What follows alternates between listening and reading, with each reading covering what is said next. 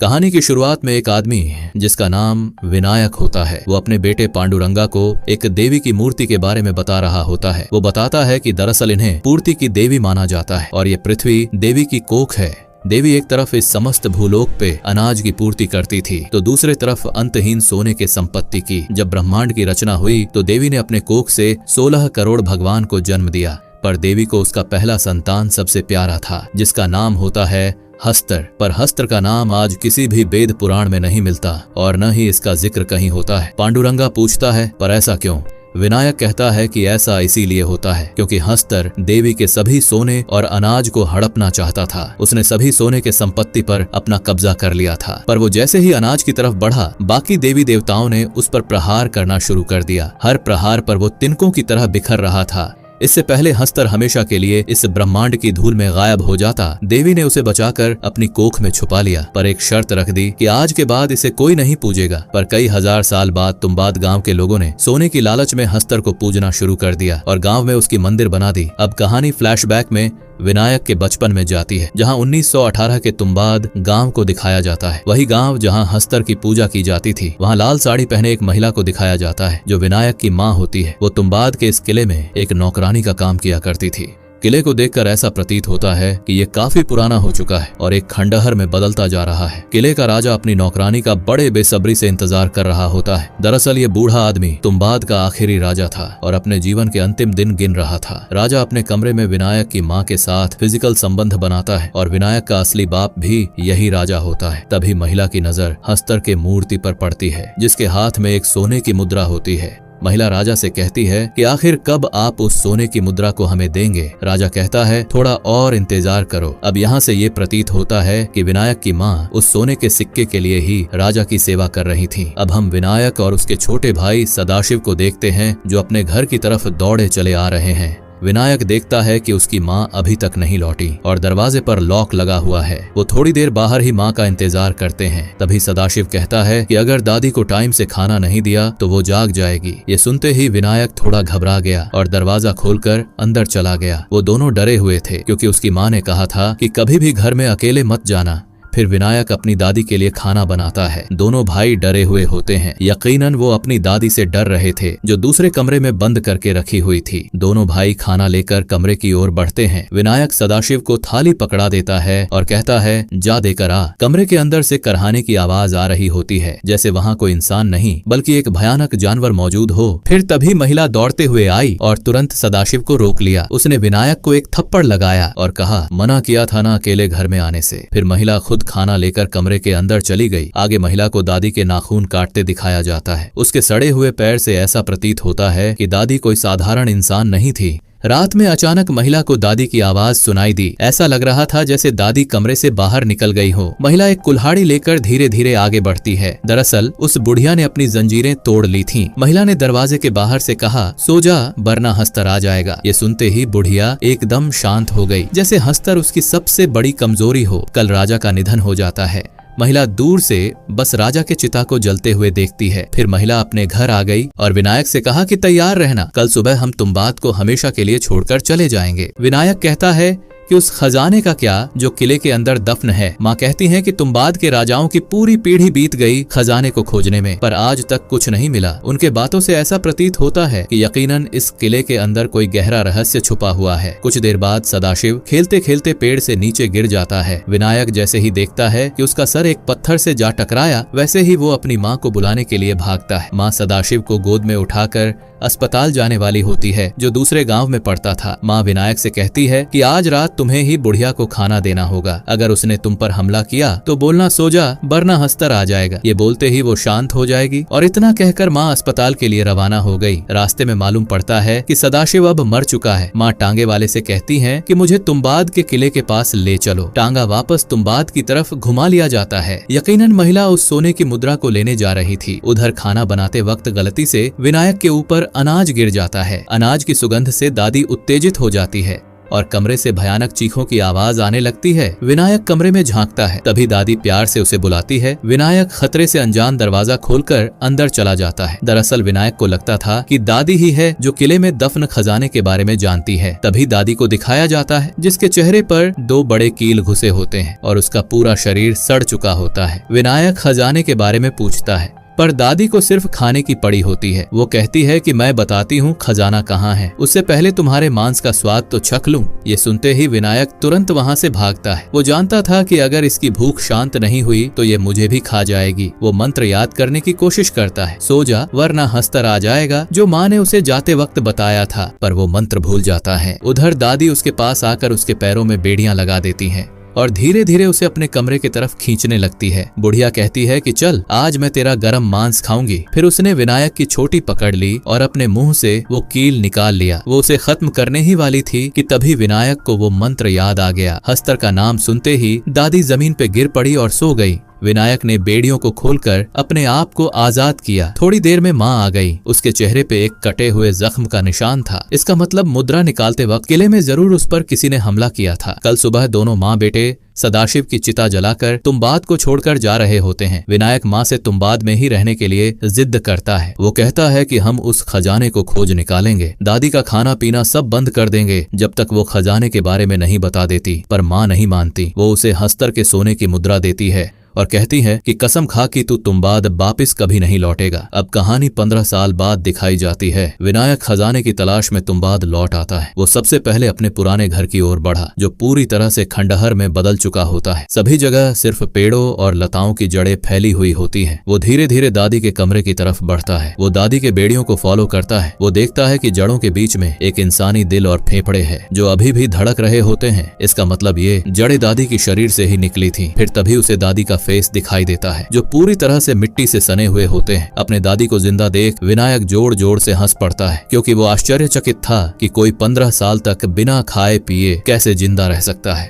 यकीनन उसे इन जड़ों से जिंदा रहने की ऊर्जा मिल रही थी। विनायक दादी को पटाने के लिए खाना तैयार करता है और उनसे पूछता है कि आपको आखिर हुआ क्या था। दादी कहती है कि मैं भी खजाने की तलाश में किले के अंदर गई थी, पर हस्तर ने मुझे काट लिया, जिससे मेरी जिंदगी एक श्राप बन गई। दरअसल हस्तर जिसे भी काटता था उसका शरीर किसी घिनौने जीव की तरह बन जाता था और फिर वो कई हजार साल तक अपने घिनौने शरीर के साथ जिंदा रह सकता था, जिससे उसका जीवन ही उस शख्स के लिए सबसे बड़ा श्राप बन जाता। विनायक दादी से खजाने के बारे में पूछता है और कहता है कि मैं तुझे भी उसका हिस्सा दूंगा। दादी कहती हैं, मुझे बस एक ही चीज चाहिए, इस जीवन से मुक्ति। दोनों में एक डील होती है। दादी ने विनायक को खजाने के बारे में बता दिया और बदले में विनायक को दादी के शरीर को जलाकर उसे जीवन से मुक्ति देना था। दादी अंत में विनायक को वार्न करती है कि जो भी चीज तुम्हारी न हो उस पर दावा नहीं करना चाहिए, नहीं तो तुम्हारा भी अंजाम मेरे जैसा ही होगा। यकीनन वो विनायक को खजाने से दूर रहने के बारे में कह रही थी, पर विनायक दादी की एक भी नहीं सुनता और तुम्बाद के किले में पहुंच जाता है। वो बरसों पुराने बंद दरवाजे को खोल देता है। वो बहुत एक्साइटेड होता है क्योंकि उसे खजाने का एग्जैक्ट लोकेशन पता चल चुका था। दरअसल यहाँ वही अंतहीन सोने के खजाने की बात हो रही है जिसे हस्तर ने देवी के पास से कब्जा किया था। वो उस किले में रहकर मेहनत से खुदाई करने में जुट गया और कुछ महीने बाद उसकी मेहनत रंग लाती है। उसे खजाने का मुख्य द्वार मिल जाता है जिस पर देवी की प्रतिमा बनी हुई होती है। उसके बाद वो सीधा दादी के पास आता है और उन्हें जलाकर जीवन से मुक्त कर देता है। अब आगे हम पुणे शहर को देखते हैं, जहां बरसों बाद विनायक अपने घर लौटता है। उसका हुलिया देखकर पहली नजर में उसकी बीवी भी उसे नहीं पहचानती, पर जब उसे पता चलता है कि सामने मेरा पति खड़ा है, वो डर जाती है, क्योंकि महिला को लगा था कि विनायक शायद मर चुका होगा और उसके गैर हाजिरी में उसने आटे का मिल खोल लिया होता है। पहले तो विनायक अपनी पत्नी पे गुस्सा होता है, क्योंकि ये भारत का वो दौर था जहां आदर्श महिलाएं सिर्फ घर के कामकाज से जुड़ी होती थीं। अगर किसी महिला ने इसके अलावा कोई रोजगार शुरू किया तो उसे बदचलन औरत के रूप में देखा जाता था। पर विनायक तुरंत अपनी पत्नी को माफ कर देता है और उसे प्यार करने लगता है। अगले दिन विनायक एक सोनार के पास गया जिसका नाम राघव होता है। विनायक ने राघव से एक बड़ी रकम उधार ली थी। उधार चुकाने के लिए विनायक ने वो सोने की मुद्रा बेच दिया जिसे उसकी माँ ने तुम्बाद छोड़ते वक्त दिया था। विनायक के कहने पर कल उसकी बीवी चक्की में पीसकर शुद्ध आटा तैयार करती है। ये आटा दरअसल हस्तर को भेंट चढ़ाने के लिए होता है। फिर आटे को लेकर विनायक तुंबाद पहुंच गया, पर सवाल ये उठता है कि आखिर हस्तर को भेंट देने के लिए ये मामूली सा आटा ही क्यों? दरअसल कहानी की शुरुआत में विनायक ने अपने बेटे को बताया था कि हस्तर ने देवी के सारे सोने की संपत्ति पर कब्जा कर लिया था, पर जैसे ही वो अनाज की तरफ बढ़ा उस पर बाकी देवताओं ने हमला कर दिया। इसका मतलब हस्तर सिर्फ अनाज का भूखा है, क्योंकि सोना तो उसके पास पहले से ही थे। अब आगे दिखाया जाता है कि विनायक राघव के पास कुछ और सोने के सिक्के लेकर पहुंच गया और उसे बेचकर काफी बड़ा रकम जमा कर लिया। राघव आश्चर्यचकित होकर पूछता है कि क्या तुम तुंबाद से हो? मैंने सुना है वहाँ खजाना है। विनायक कहता है, हाँ बिल्कुल वहाँ खजाना है, जाओ और निकाल लो। अब रोज विनायक की बीवी शुद्ध आटा पिसती और रोज विनायक किले में जाकर ढेर सारे मुद्राएं निकाल लेता और उसे लाकर राघव को बेच देता। अब सबसे बड़ा सवाल ये उठता है कि आखिर कैसे वो हस्तर से अनाज के बदले सोने का सौदा कर रहा था? ये हस्तर आखिर था कहाँ और आखिर दिखता कैसा था, वो हम कहानी के आगे देखेंगे। एक दिन राघव को विनायक पे शक हो गया कि आखिर इतना सोना वो ला कहाँ से रहा है। राघव सीधा विनायक के घर चला जाता है और उसकी बीवी से इस रहस्य की सच्चाई पता करने की कोशिश करता है, पर उसकी पत्नी को भी कुछ नहीं पता होता। तभी विनायक आ जाता है, उसके पैर में चोट लगी होती है। राघव पूछता है कि ये चोट कैसे लगी, पर विनायक बात को बदल देता है। कुछ दिन बाद विनायक एक मोटरसाइकिल खरीद लेता है, क्योंकि अब वो एक अमीर आदमी बन चुका है। उसके पास अब किसी चीज की कमी नहीं होती। अब आगे दिखाया जाता है कि उसकी पत्नी ने बेटे को जन्म दिया है। विनायक इस खुशी में एक ग्रैंड पार्टी रखता है, जहाँ ढेर सारी औरतें सिर्फ विनायक और उसके दोस्तों की वासना मिटाने के लिए बुलाई जाती है। एक दिन राघव ने एक प्लान बनाया। उसने अपने बहू को जासूस के रूप में विनायक के घर भेज दिया और विनायक से कहा कि एक अंग्रेज ऑफिसर की बुरी नजर मेरे बहू पे पड़ चुकी है, क्या तुम कुछ दिनों के लिए इसे अपने घर में रखोगे? कल सुबह में उस महिला ने विनायक पर डोरे डालना शुरू कर दिया। हवस का अंधा विनायक अपने आप को रोक नहीं पाया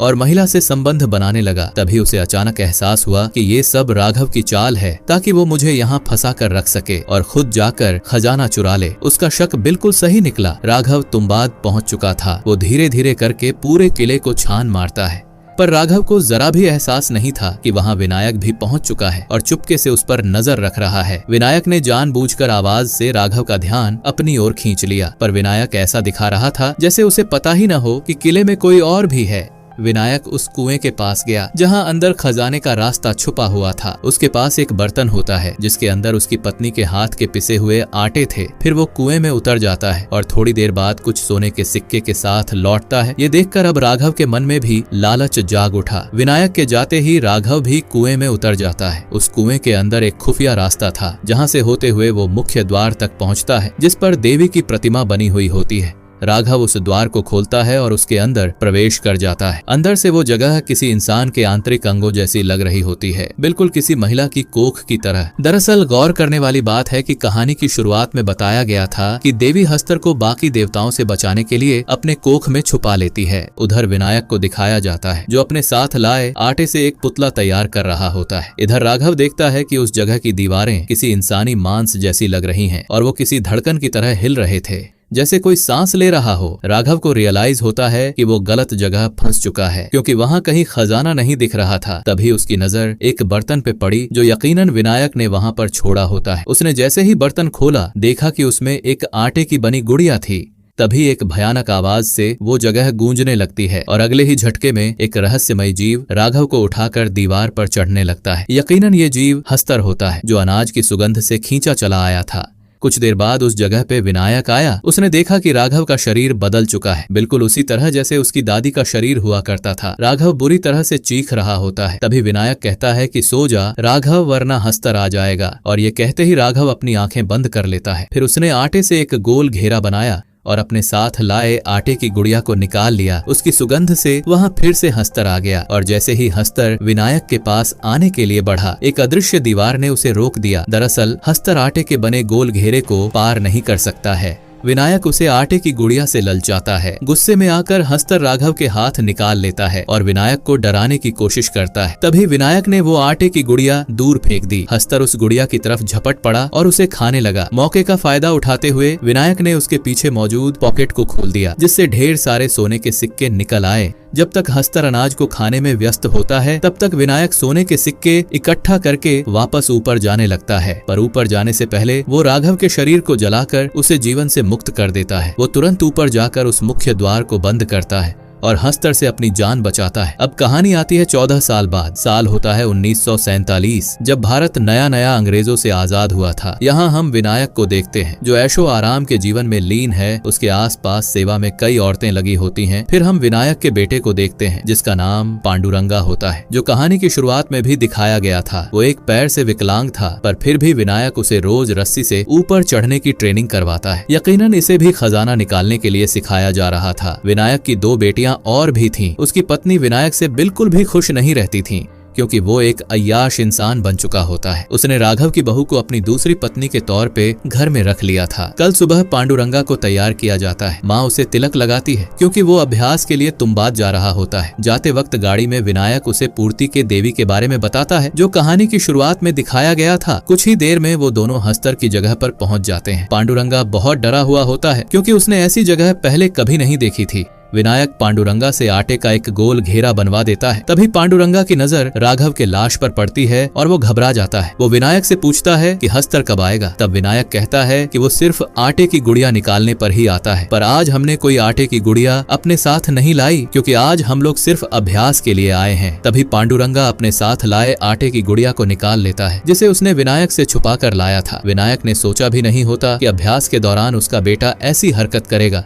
फिर वहाँ हस्तर आ जाता है। वो पांडुरंगा पे हमला करने ही वाला होता है। तभी विनायक सही समय पे अपने बेटे को गोल घेरे में खींच लेता है। उधर विनायक वापस ऊपर जाने लगा, पर पांडुरंगा हीरोगिरी दिखाने पे उतर आया। जब हस्तर आटे की गुड़िया खाने में व्यस्त होता है, तभी पांडुरंगा उसके जेब से सोने के सिक्के निकाल लेता है, जैसा विनायक ने उसे ट्रेनिंग के दौरान सिखाया था, और तुरंत अपने बाप के पीछे पीछे ऊपर चढ़ जाता है। वो दोनों हस्तर से बाल बाल बचते हैं और विनायक तुरंत द्वार बंद कर देता है। वो पांडुरंगा को पीटना शुरू करता है और कहता है, तुझे मना किया था ना आटे की गुड़िया लाने के लिए। पर पांडुरंगा ने पहली बार में ही काफी सोने के सिक्के जमा कर लिए थे। घर आते ही वो अपनी पहली कमाई माँ को दिखाता है। रात को कुछ बड़े नेता विनायक के घर आते हैं। वो कहते हैं कि भारत आजाद हो चुका है, इसीलिए तुम्बाद के किले को भारतीय सरकार ने अपनी प्रॉपर्टी घोषित कर दी है। अब वहाँ गांव बसाए जाएंगे। ये सुनकर विनायक घबराहट में आ जाता है। उसे डर था कि अगर किले को तोड़कर वहाँ कोई सरकारी दफ्तर बन गया तो वो सोना नहीं निकाल पाएगा। फिर पांडुरंगा सीधे राघव की बहू के पास जाता है और उसे सोने के सिक्के दिखाकर कहता है कि तेरा ख्याल आज से मैं रखूंगा। मेरे पिता तो तुझे सिर्फ रख रहे हैं, मैं तुझसे ब्याह भी करूंगा। इस बात को सुनकर महिला जोर जोर से हंसने लगती है। दरअसल पांडुरंगा में भी पैसों का घमंड आ चुका होता है, बिल्कुल विनायक की तरह। रात को विनायक अपने बेटे को बुलाता है और अपनी तिजोरी खोलने को कहता है। तिजोरी में काफी सोने के सिक्के और नकद कैश होते हैं। पांडुरंगा कहता है कि इतने सारे सोने तो जिंदगी भर के लिए चलेंगे। तब विनायक कहता है कि मैं भी पहले यही सोचता था, पर अय्याशी की जिंदगी में ये सब धन कब खत्म हो जाते हैं कुछ समझ ही नहीं आता। और ये कहकर विनायक रोने लगता है। इतनी संपत्ति होने के बाद भी विनायक कहीं न कहीं अंदर से दुखी होता है, क्योंकि लालच और अय्याशी ने कभी उसे शांति से जीने ही नहीं दिया। अब विनायक डिसाइड करता है कि वो अपने जीवन में बस आखिरी बार सोने के सिक्के हस्तर से चुराएगा। इस अंतिम मिशन के लिए वो बहुत सारा शुद्ध आटा पिसवाता है और रात के अंधेरे में अपने बेटे के साथ तुम्बाद पहुंच जाता है। वो बहुत सारे आटे की गुड़िया बनाता है ताकि वो हस्तर को ज्यादा देर तक व्यस्त रख सके और उससे जितना हो सके उतना सोना लुट ले। पर वो इस बात से अनजान थे कि यही लालच आज उन पर भारी पड़ने वाली है। पांडुरंगा उस मुख्य द्वार को भी आटे से घेर देता है ताकि अगर दरवाजा बंद न हो पाए फिर भी हस्तर बाहर न निकल सके। नीचे जाकर पांडुरंगा एक और गोल घेरा बनाता है। विनायक ने सबसे पहले 2 आटे की गुड़िया निकाली और सुगंध से वहाँ हस्तर खींचा चला आया। तभी विनायक ने कुछ ऐसा देखा जिससे उसके पैरों तले जमीन ही निकल गई। वहाँ एक नहीं बहुत सारे हस्तर आ गए थे। विनायक तुरंत गुड़ियों को वापस थैली में रखने लगता है, पर बहुत देर हो चुकी होती है। इन सभी हस्तरों की नजर गुड़ियों पर पड़ चुका होता है। विनायक समझ गया कि आज वो लालच के चक्कर में बुरा फंस चुका है। तभी पांडुरंगा ने कुछ गुड़ियों को बाहर फेंक दिया, पर हैरानी की बात तो ये थी कि सभी हस्तर अनाज के लिए आपस में ही लड़ पड़े। एक तो सीधा गोल घेरे में फेंक दिया गया और घेरे के अंदर आते ही वो जलकर भस्म हो गया। वो घंटों तक उसी गोल घेरे में बैठे रहे। पांडुरंगा थक कर वहीं सो गया। जब उसकी आंख खुली तो उसने देखा कि उसके पिता ने अपने पूरे शरीर में आटे की गुड़िया बांध ली थी। यकीनन वो अपने आप को हस्तर के हवाले सौंपने वाला होता है ताकि किसी तरह पांडुरंगा को यहाँ से निकलने का वक्त मिल सके। पांडुरंगा अपने पिता के पैरों को पकड़ लेता है और उसे ऐसा न करने के लिए कहता है, पर उसके पास कोई और रास्ता नहीं होता। विनायक रस्सियों से ऊपर चढ़ने लगा, तभी कुछ हस्तर ने उसे पकड़ लिया, पर विनायक ने हार नहीं मानी। वो फिर भी जोड़ लगाकर ऊपर चढ़ता रहा। जब सभी हस्तर ने मुख्य द्वार को पार करने की कोशिश की तो आटे के गोल घेरे से सब जलकर राख हो गए और पांडुरंगा वहाँ से आराम से निकल गया। जब ऊपर आया तो उसकी नजर अपने पिता पे पड़ी, जिसका शरीर पूरी तरह से सड़ चुका होता है। दरअसल विनायक को हस्तर ने काट लिया था, इसीलिए ये भी अपने दादी की तरह ही बन चुका था। विनायक पांडुरंगा को कुछ सोने के सिक्के से ललचाता है, पर पांडुरंगा सब जानता था कि अगर करीब गए तो विनायक उसे मारकर खा जाएगा। पांडुरंगा उसके शरीर में आग लगा देता है और कहता है, बाबा सो जा, वरना हस्तर आ जाएगा। और ये कहानी यहीं खत्म हो जाती है। इस कहानी का मुख्य उद्देश्य है लालच के बुरे परिणाम से रूबरू कराना। पर एक चीज अभी भी रहस्य बनी हुई है कि आखिरी बार में इतने सारे हस्तर कैसे आ गए, जबकि कहानी के हिसाब से तो एक ही हस्तर होता है। अगर इस सवाल का जवाब आपके पास है तो कॉमेंट में मेंशन कीजिए। कहानी अच्छी लगी तो एक लाइक जरूर कर सकते हैं। मिलते हैं एक और इंटरेस्टिंग स्टोरी के साथ।